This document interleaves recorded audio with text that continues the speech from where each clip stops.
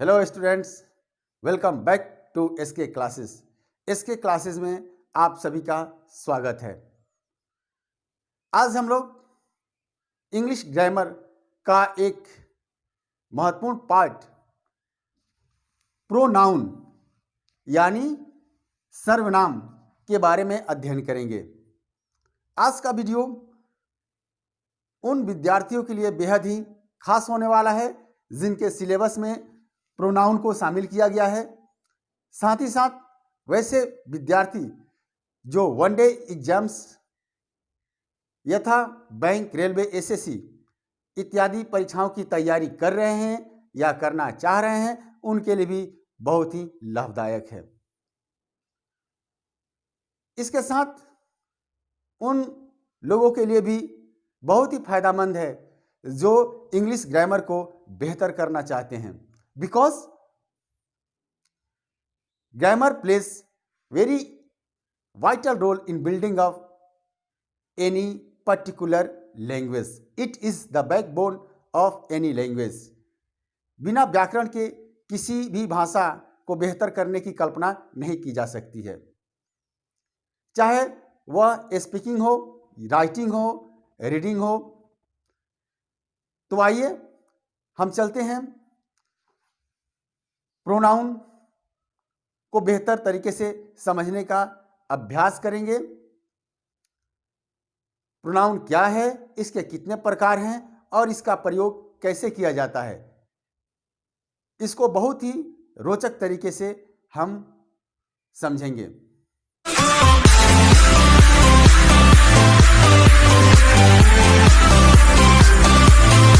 As far as the matter stands about pronoun, I would like to draw your kind attention that pronoun is the substitute of a noun. Pronoun noun का substitute होता है, विकल्प होता है। It means to say a pronoun is a word which is used in place of a noun. संज्ञा के बदले जो शब्द का प्रयोग किया जाता है उसे हम सर्वनाम कहते हैं। अब संज्ञा के बदले क्यों प्रयोग किया जाता है सर्वनाम का, ऐसी क्या आवश्यकता पड़ती है, इसके बारे में हम जानेंगे और सर्वनाम को अच्छी तरह से समझेंगे। फॉर एग्जाम्पल लिखा हुआ है, खुशी एक अच्छी लड़की है, खुशी एक तेज विद्यार्थी है, खुशी के पास एक पुस्तक है। खुशी इज अ गुड गर्ल, खुशी इज एन इंटेलिजेंट स्टूडेंट, खुशी हैज अ बुक। 3 वाक्य है और तीनों वाक्य में खुशी खुशी खुशी नाउन का प्रयोग हुआ है, यानी नाउन का बार बार प्रयोग, the repetition of a noun के विकल्प के रूप में हम सर्वनाम का प्रयोग करते हैं। जैसे इसको हम इस तरह से भी लिख सकते हैं, दूसरे वाक्य में खुशी एक अच्छी लड़की है, वह एक तेज विद्यार्थी है, उसके पास एक पुस्तक है। अब इस दूसरे वाक्य में जो खुशी का हम प्रयोग कर रहे थे उसके जगह पर हमने क्या प्रयोग कर दिया, वह। तीसरे वाक्य में जो हम खुशी का प्रयोग कर रहे थे उसके जगह पर हमने क्या प्रयोग किया, उसके। यानी खुशी खुशी खुशी यह नाउन है। Noun is the name of a person, place और थिंग। अब इसके बदले हम जिस शब्द का प्रयोग कर रहे हैं, यानी इस खुशी के बदले वह का प्रयोग किए तो वह क्या हो जाएगा, प्रोनाउन हो जाएगा। इस खुशी के बदले उसके का प्रयोग किए तो क्या हो जाएगा, प्रोनाउन हो जाएगा। It means to say, in order to avoid the repetition of noun, we use pronoun. अब इसको हम बनाते हैं इंग्लिश में। अब हम दूसरे वाक्य में देख रहे हैं, खुशी is a good girl, she is an intelligent student, she has a book. तो खुशी के बदले हम शी का प्रयोग कर रहे हैं, यही क्या है, प्रोनाउन है। यानी वह शब्द जो संज्ञा के बदले प्रयोग किया जाता है उसे सर्वनाम कहते हैं। अब आप सर्वनाम बेहतर तरीके से समझ गए होंगे। अब इसके प्रत्येक प्रकार और उसके प्रयोग के बारे में हम अध्ययन करेंगे। प्रोनाउन के जो प्रकार होते हैं उसमें पहला होता है पर्सनल प्रोनाउन, यानी व्यक्तिवाचक सर्वनाम। अब पर्सनल प्रोनाउन किसे कहते हैं, the word which is used instead of the name of a person is known to be personal pronoun. किसी व्यक्ति के नाम के बदले जो शब्द प्रयोग किया जाता है उसे हम पर्सनल प्रोनाउन कहते हैं। जैसे he, she, it, I, we, you, they. ये हमारा नॉमिनेटिव केस में है। Him, her, its, me, our, you, them, his, us. ये हमारा ऑब्जेक्टिव केस में है। और his, her, mine, yours, ours, theirs, my, ये हमारा वजह से। तो हम इसको एग्जाम्पल के माध्यम से बेहतर समझ सकेंगे। जैसे वह एक लड़का है, he is a boy, he is a boy. यहां पर ही इज अ बॉय, ही किसी लड़के का नाम है और उस लड़के के नाम के बदले ही का प्रयोग हुआ है, इसलिए यह क्या हुआ? पर्सनल प्रोनाउन हुआ। इसको हम सब्जेक्टिव प्रोनाउन भी कह सकते हैं, क्योंकि जब यह सब्जेक्ट के रूप में प्रयोग होगा तो सब्जेक्टिव प्रोनाउन कहलाएगा। आइए हम ऑब्जेक्टिव प्रोनाउन का भी एक उदाहरण लेते हैं। He called me, उसने मुझे बुलाया। अब यहां पर मी ऑब्जेक्ट के रूप में है, ही सब्जेक्ट हो गया, नॉमिनेटिव केस में है, और मी ऑब्जेक्टिव केस में है। नेक्स्ट एग्जांपल लेते हैं। दिस पेन इज माइन, यह कलम मेरी है। तो यहां पर माइन पजेसिव प्रोनाउन के रूप में प्रयोग हुआ है। तो हम 3 एग्जांपल्स लिए। पर्सनल प्रोनाउन के अंतर्गत subjective pronoun, objective pronoun and possessive pronoun. अब आप पर्सनल प्रोनाउन को बेहतर तरीके से समझ चुके होंगे। आइए हम आगे बढ़ते हैं। Reflexive pronoun. जब पर्सनल प्रोनाउन में सेल्फ, SELF, या सेल्फ, SELVES, जुड़ जाते हैं तो ये रिफ्लेक्सिव प्रोनाउन कहलाते हैं। यहां देखिए, माई में सेल्फ जुटा हुआ है, हिम में सेल्फ जुटा हुआ है, योर में सेल्फ जुटा हुआ है, हर में सेल्फ जुटा हुआ है, इट में सेल्फ जुटा हुआ है। दूसरा, योर्स में सेल्फ जुटा हुआ है, योर सेल्फ, आवर्स में सेल्फ जुटा, आवर सेल्फ, देम में सेल्फ जुटा हुआ है, देम सेल्फ। इसको हम एग्जाम्पल के माध्यम से बेहतर तरीके से समझ जाएंगे। आई will do it my self, एक एग्जाम्पल है। माई सेल्फ, मेरे लिए, मैं इसको खुद करूंगा। एक वाक्य है, मैं इसको खुद करूंगा। दूसरा वाक्य, I myself will do it, मैं खुद इसको करूंगा। अब दोनों वाक्य में देखिए, पहला वाक्य में है मैं इसको खुद करूंगा, I will do it my self. यहां माई सेल्फ रिफ्लेक्सिव प्रोनाउन के रूप में प्रयोग हुआ है क्योंकि मेरे से संबंधित है। और दूसरा वाक्य में क्या लिखा हुआ? I myself will do it, मैं खुद इसको करूंगा।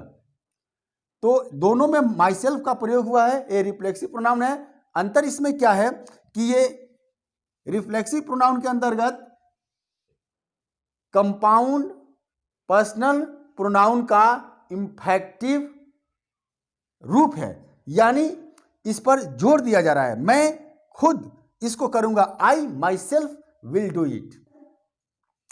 और इस वाक्य में मैं इसको खुद करूंगा, I will do it myself, यानी इसमें जोर नहीं दिया जा रहा है कि मैं ही करूंगा, लेकिन दूसरे वाक्य में जोर दिया रहा है कि मैं खुद इस काम को करूंगा। तो यह हुआ रिफ्लेक्सिव प्रोनाउन, जब पर्सनल प्रोनाउन में सेल्फ SELF या SELVES सेल्फ जुड़ जाते हैं। नेक्स्ट हम चलते हैं, demonstrative pronoun points out the object to which they are referred to. यह इंगित करता है ऑब्जेक्ट को, जैसे this is a pen, this is a white board. यह हमारा क्या हुआ, दिस का प्रयोग डेमोन्स्ट्रेटिव प्रोनाउन कहलाएगा। यानी डेमोन्स्ट्रेटिव में क्या प्रयोग हुआ, this, that, these, those. Those are the boys, those are the students. तो हम एग्जाम्पल्स के माध्यम से समझेंगे। That is a camera, that is a camera मतलब दैट कैमरा को इंगित कर रहा है, तो दैट क्या हुआ, डिमॉन्स्ट्रेटिव प्रोनाउन हुआ। That is a camera. अब हम नेक्स्ट चलते हैं, all pronouns which refer to person और things in a general way but not in a particular way is called indefinite pronoun। तो मैं ये कहूं कि मोहन मेरा भाई है, सोहन मेरा भाई है, तो मोहन मेरा भाई है, सोहन मेरा भाई है, इन दोनों के लिए हम क्या प्रयोग कर सकते हैं, both are my brothers, both are my brothers. तो इंडेफिनिट प्रोनाउन में all, both, few, many, everyone, anyone इत्यादि का प्रयोग करते हैं। जैसे एक और एग्जांपल लेते हैं, एनीवन कैन डू इट। यहां कोई इसको कर सकता है, कोई डेफिनिट व्यक्ति नहीं है, तो एनीवन यहां पर किसका रोल अदा कर रहा है, इंडेफिनिट प्रोनाउन का। अब हम नेक्स्ट प्रोनाउन की तरफ चलते हैं, distributive pronoun. Distributive pronoun, distributive pronoun में ईच, आइदर या नाइदर का प्रयोग किया जाता है। जैसे हम एग्जाम्पल देते हैं एक, आइदर ऑफ यू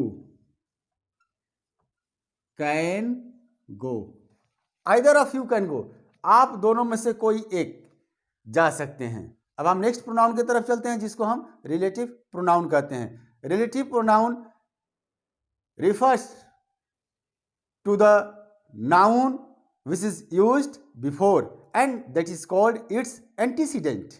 यह प्रोनाउन अपने जस्ट पहले प्रयोग किए गए नाउन को इंगित करता है। इसको एग्जाम्पल के माध्यम से समझते हैं। I have found the pen. दूसरा example, the pen had lost. यहां दो सेंटेंसेस लिए हुए हैं। I have taken two sentences in order to clarify about relative pronoun. I have found the pen had lost. Definition ये कहता है कि वह प्रोनाउन जो अपने जस्ट पहले प्रयोग किए गए नाउन को इंगित करता है या उसके साथ संबंध को बताता है, वह रिलेटिव प्रोनाउन होता है। अब इसको हम जोड़ते हैं, I have found the pen which I had lost. एक वाक्य हमने बना दिया। I have found the pen which I had lost. मैंने वह पेन पा लिया है जिसको मैं खो चुका था। अब हम दूसरे वाक्य पर ध्यान देंगे। यहां पर विच का प्रयोग किया गया है, यहां पर पेन का प्रयोग किया गया है। तो यह पेन क्या है? विच का एंटीसीडेंट है और ये रिलेट करता है, विच पेन से रिलेट करता है, संबंध स्थापित करता है। तो विच क्या हुआ यहां पर? Relative pronoun. इसमें क्या प्रयोग होते हैं? विच, हु, दैट इत्यादि। तो आप रिलेटिव प्रोनाउन को बेहतर तरीके से समझ गए होंगे। अब आइए लास्ट चलते हैं इंट्रोगेटिव प्रोनाउन। इंट्रोगेटिव प्रोनाउन से सीधा तात्पर्य है कि यह प्रोनाउन प्रश्न पूछने के लिए प्रयोग किए जाते हैं। इसमें क्या होते हैं? व्हाट, विच, हु, हुम, हुज। यानी प्रश्न पूछने से जो उत्तर प्राप्त होगा वह नाउन होगा और नाउन के बदले जो प्रयोग होता है उसे प्रोनाउन कहते हैं। तो इंट्रोगेटिव प्रोनाउन को एग्जाम्पल के माध्यम से हम समझते हैं। Who are you? Who are you? तो इसका उत्तर तो आएगा कि कोई व्यक्ति होगा, उसका नाम होगा। तो आंसर जो आ रहा है वो नाउन के रूप में आ रहा है और उसके लिए हम क्या प्रयोग किए हैं? हु का प्रयोग किए हैं। तो हु क्या हो गया? Interrogative pronoun. नेक्स्ट एग्जांपल लेते हैं, बहुत आसान सा example. What is your name? तुम्हारा क्या नाम है? तो उत्तर तो आएगा वह नाउन ही होगा, उस व्यक्ति का नाम कुछ होगा। तो यहां पर इंट्रोगेटिव प्रोनाउन व्हाट हुआ। तो इस तरह से हम लोग प्रोनाउन के बारे में बहुत ही बेहतर तरीके से अध्ययन किए हैं। प्रोनाउन के साथ साथ इंग्लिश ग्रामर से संबंधित अन्य वीडियोस जैसे पार्ट्स ऑफ ए स्पीच का डेफिनेशन और संज्ञा एवं उसके प्रकार, voice, active voice and passive voice, narration in assertive sentence, in interrogative sentence इत्यादि के बारे में वीडियोस हमारे चैनल पर उपलब्ध है। उसका लिंक आज के डिस्क्रिप्शन बॉक्स में दिया हुआ है। आशा है आपको आज का मेरा ये वीडियो अच्छा लगा होगा। यदि आप मेरे चैनल पर नए हैं या अभी तक आपने मेरे चैनल को सब्सक्राइब नहीं किए हैं तो सब्सक्राइब बटन तथा बेल आइकन को दबाना न भूलें, ताकि जब भी मैं अगला वीडियो पोस्ट करूं सबसे पहले उसका नोटिफिकेशन आपको मिल जाए। Thanks for watching.